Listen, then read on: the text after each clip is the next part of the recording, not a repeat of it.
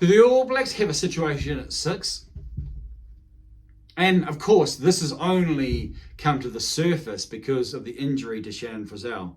Shannon Frizzell, who's been lock, stock, and 2 smoking, running barrels of attacking and physical awesomeness for the All Blacks on the side of the scrum. His role has been clear. He's done it in close. He's also done it out wide.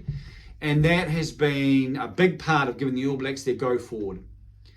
The All Black squad has been picked, 33 names. I thought they would take Samu Penifenau in light of what happened in the final test match versus the Wallabies, especially the second half. First half, parsimonious. Second half, he did show himself and he came out and began to take on that role.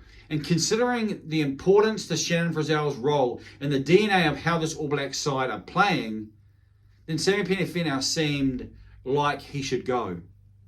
Now, it's not necessarily fair on Luke Jacobson because he was removed because of what transpired with the card situation.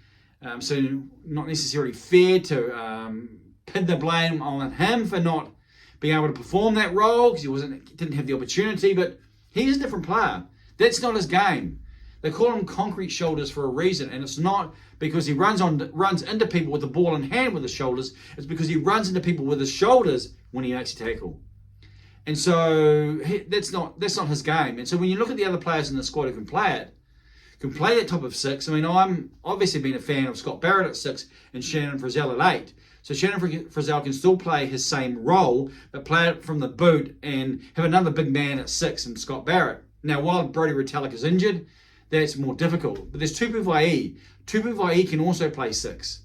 And so I would have liked to seen him start in 6 versus the Springboks at Twickenham, but that didn't happen. And so have the All Blacks created a problem for them? Have they put themselves into a corner? I mean, they have been such a strong side in 2023, and Frizzell's been an important part of it. Now, you don't necessarily need him to play, but you need someone to be able to fill that void. I think we missed Brodie Retallick, or the All Blacks missed Brodie Retallick in terms of the breakdown, in terms of just hitting bodies and contact. And he can also run with ball in hand, but we didn't have any gain line, really.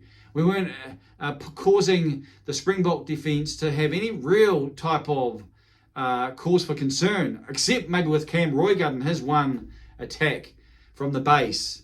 And so, do the All Blacks have a situation at 6? The first game versus France, we know that Frizzell is likely to be injured there, and we know that Brodie Retallick also, and that leaves with few options. And does that mean that Luke Jacobson just gets that position, or are we going to try someone new? And if we're going to try someone new, why didn't that person get that spot versus South Africa? Which says to me, Luke Jacobson was or is their man. And if that's the case, we're going to need a lot more from our players, and a lot more commitment, a lot more aggression, a lot more intent. And I'm sure we'll get there. There's nothing like a loss, and this loss will be painful. But yet, because of what's on the horizon, it can be sorted. But how do you feel about the All Blacks mix? When everyone's injured, or when everyone's not injured, I should say, and available, then this is not a problem. But how likely is that?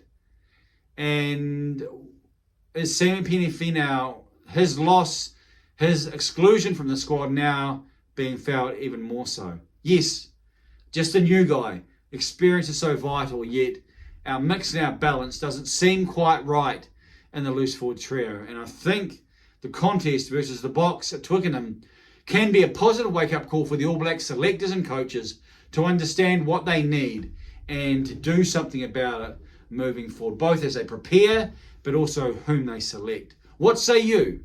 What do you think? Leave a comment. Let's have a discussion. I enjoy reading your comments. If you haven't subscribed, please subscribe. Yeah, there's a lot of comments. You know what to do. I'm obviously wanting you to be as engaged as possible because I affirm you. And thank you for watching.